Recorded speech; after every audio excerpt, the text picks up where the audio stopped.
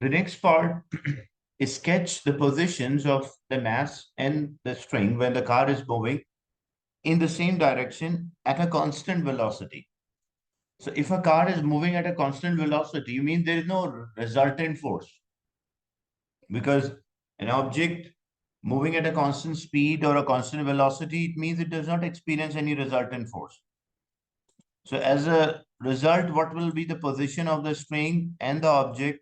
So it will be at its equilibrium position as there is no resultant force either in a horizontal or a vertical position.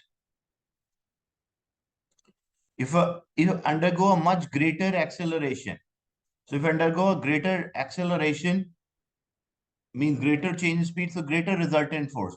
So if initial angle was 7, then this angle will be more than 7.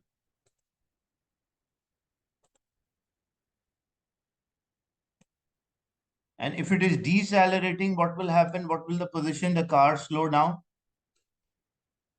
Because of inertia, what will the new position of the car? Initially, it was accelerating and now suddenly applies the brake, so or reduce the speed, so it is decelerating. So what will the position of the pendulum? So it will be towards the right hand side. So here there is no acceleration. That's why no resultant force, it will be at its mean position. Here we have a greater acceleration. So first, when it was accelerating, it was the angle with the vertical was 7, but now this angle will be more than 7. Any value but more than 7. And now it is decelerating. Like, so direction of the resultant force will be opposite to the direction of the motion. So what will the new position of the pendulum? So it should be in opposite direction. They did not mention whether the acceleration is more than deceleration or less. That's why you can draw with any angle here, as it's not mentioned in this part.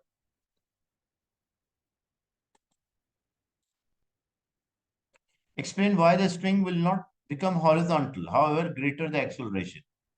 What is the reason why the string will never be horizontal like this? The reason is that because the weight of a string or a weight of the object is acting downward. So there should be no resultant force. So there should always be a component of the tension which needed to balance with the weight. Like if it is exactly horizontal, there is no component of the tension to balance the weight. So it's practically impossible. As a weight is acting, so tension, there must be a component of a tension which always balances with the weight. Like one is t cosine, the one which is with an angle, and the against the angle is t sine. Because if it was a weightlessness, like example, there was no weight for this object, in that case, it will always be horizontal because there is no weight acting. But now, all the cases a weight is acting, that's why there must always be a component of a tension which balances with the weight, so it can never be horizontal.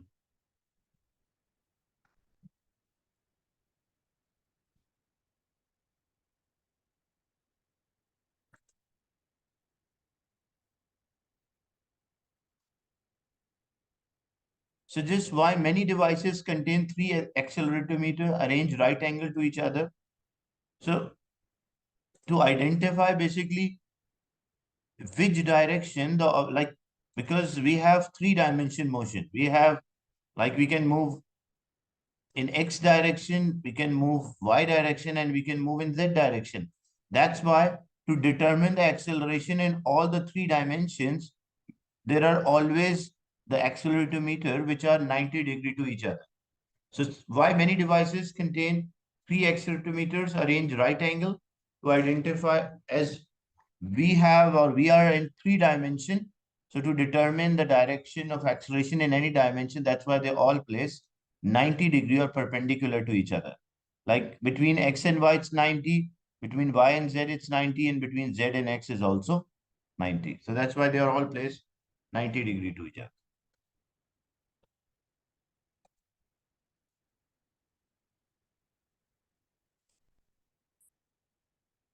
Then next is, this was question 23, page 23, 4. Then 27.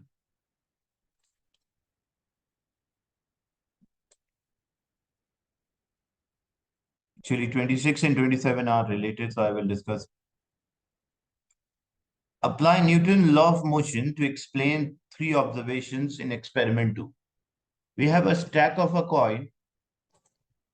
The coin is flicked towards the stack, like a single coin is flicked towards the stack of a coin. And we observe the bottom coin is knocked out from the understack and the flip coin stops. And it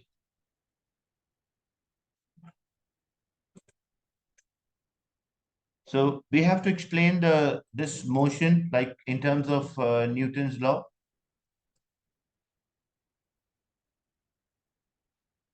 So basically what is happening initially, why the bottom coin is moving? Because this bottom coin is experiencing the force. Like bottom coin has an unbalanced force.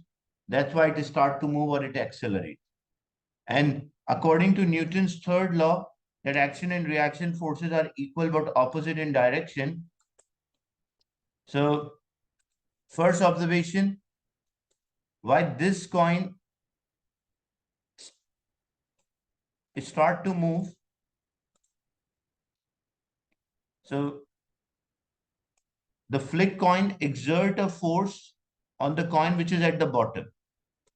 And as a result, the coin which is there at the bottom will also apply a force on the flick coin. And the two forces, according to Newton's third law, two forces, action and reaction forces, are equal but opposite in direction. So when there's a force on the coin which was stationary initially, like the bottom coin, which was stationary initially, that force will produce an acceleration, so it will move out. This flick coin, what will happen? Why it slow down? According to Newton's third law, there is a reaction force, and that reaction force is opposite to direction of the motion.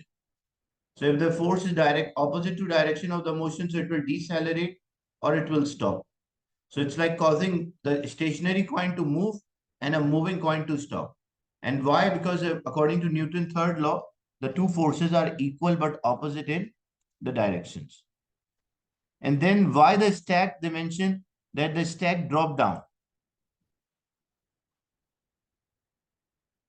So remaining of the stack, why it drops down?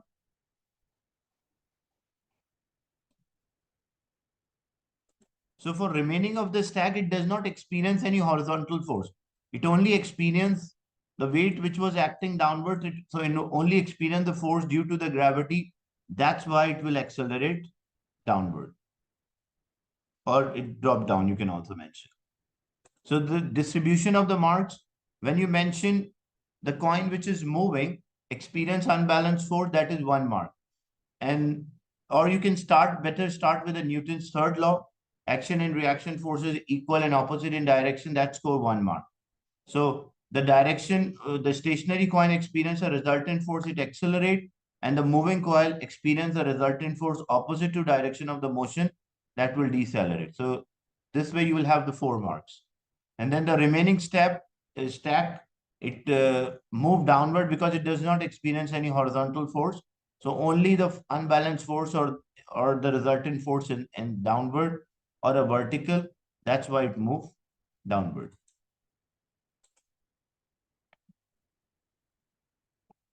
Then carrying out the stack coin experiment, the students sometime observed that the flick coin did not stop, but it changes the direction. Suggest a reason for this observation. Why the flick coin, it changes the direction. So basically what might happen, if you're looking from the top, first collision was the stack coin. This is the example, the stack coin. And this one, like the stack coin. And this one is a moving, the flicked coin. So first what was happening, like first example, when they collide with each other, the direction of the motion of the stack, the motion of the flick coin is towards right. And when they collide, the direction of the resultant force, like the pair force, is opposite to the direction of the motion. That's why this will slow down or decelerate, and this will accelerate or speed up. But some cases, what we observe when the coin come in contact, it changes the direction. So what might be the reason for that? So maybe it's not a maybe it collide in this manner. So when it collide in this manner, like this is the direction of the motion for the flick coin, and you can see the direction. This time the direction of the motion is not, when they collide with each other, what will the direction of the pair force? This will be the direction of the pair force. So in this, the direction of the pair force create a resultant, and then it's not same as the direct or opposite to direction of the motion. So when it is not exactly opposite to direction of the motion, that's why it causes a change in direction. So if the flick coin is moving in this way, like the stack coin move in this way, the flick coin move in a specific direction.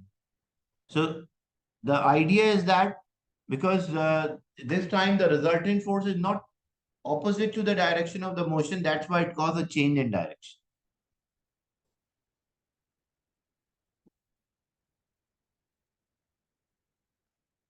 Is it clear, this one?